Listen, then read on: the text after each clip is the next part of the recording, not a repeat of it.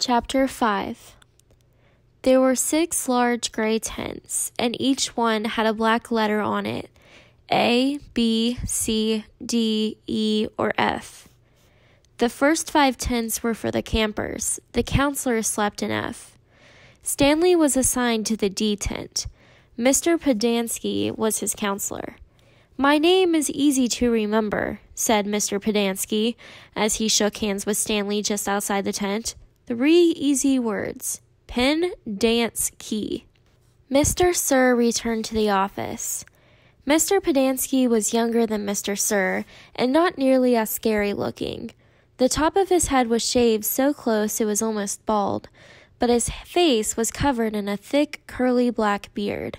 His nose was badly sunburned.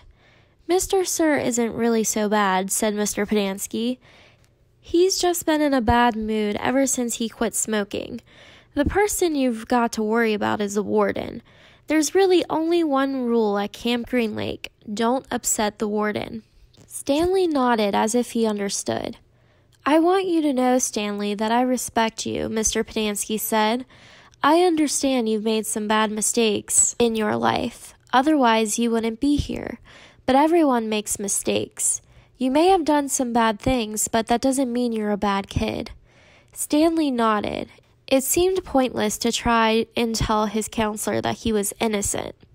He figured that everyone probably said that, and he didn't want Mr. Pedanski to think he had a bad attitude. "I'm going to help you turn your life around," said his counselor, "but you're going to have to help too. Can I count on your help?" "Yes, sir," Stanley said. Mr. Pedanski said, "Good," and patted Stanley on the back. 2 boys, each carrying a shovel, were coming across the compound when Mr. Pedanski called to them. "Rex!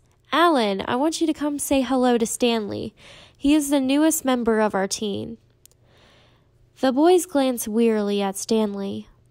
They were dripping with sweat, and their faces were so dirty that it took Stanley a moment to notice that one kid was white and the other black. "What happened to Barf Bag?" asked the black kid. "Lewis is still in the hospital," said Mr. Pedanski. "He won't be returning." He told the boys to come shake Stanley's hand and introduce themselves, like gentlemen. "Hi," the white kid grunted. "That's Alan," said Mr. Pedanski. "My name's not Alan," the boy said. "It's Squid, and that's X-Ray." "Hey," said X-Ray. He smiled and took Stanley's hand. He wore glasses, but they were so dirty that Stanley wondered how he could see out of them. Mr. Pedanski told Alan to go to the rec hall and bring the other boys to meet Stanley. Then he led him inside the tent. There were 7 cots, each one less than 2 feet from the one next to it. "Which was Lewis's cot?" Mr. Pedanski asked. "Barf Bag slept here," said X-Ray, kicking at one of the beds. "All right, Stanley, that'll be yours," said Mr. Pedanski. Stanley looked at the cot and nodded. He wasn't particularly thrilled about sleeping in the same cot that had been used by someone named Barf Bag. 7 crates were stacked in 2 piles at one side of the tent. The open end of the crates faced outward. Stanley put his backpack, change of clothes, and towel in what used to be Barf Bag's crate. It was at the bottom of the stack that had 3 in it. Squid returned with 4 other boys. The first 3 were introduced by Mr. Pedanski as Jose, Theodore, and Ricky.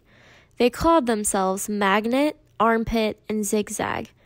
"They all have nicknames," explained Mr. Pedanski. "However, I prefer to use the names their parents gave them, the names that society will recognize them by when they return to become useful and hard-working members of society." "It ain't just a nickname," X-Ray told Mr. Pedanski. He tapped the rim of his glasses.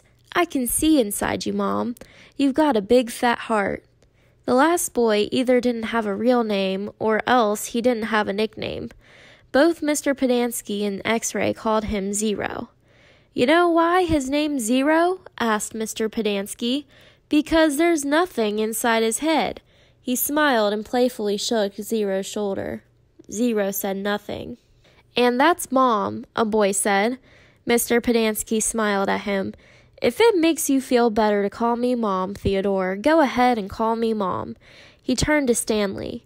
If you have questions, Theodore will help you. You got that, Theodore. I'm depending on you. Theodore spit a thin line of saliva between his teeth, causing some of the other boys to complain about the need to keep their home sanitary. You were all new here once, said Mr. Pedanski, and you all know what it feels like. I'm counting on every one of you to help Stanley. Stanley looked at the ground. Mr. Pedanski left the tent, and soon the other boys began to file out as well, taking their towels and a change of clothes with them. Stanley was relieved to be left alone, but he was so thirsty he felt as if he would die if he didn't get something to drink soon. Hey, Theodore, he said, going after him. Do you know where I can fill my canteen? Theodore whirled and grabbed Stanley by his collar. My name's not Theodore, he said. It's Armpit. He threw Stanley to the ground. Stanley stared up at him, terrified. There is a water spigot on the wall of the shower stall. Thanks, Armpit, said Stanley, and he watched the boy turn and walk away. He couldn't for the life of him figure out why anyone would want to be called Armpit.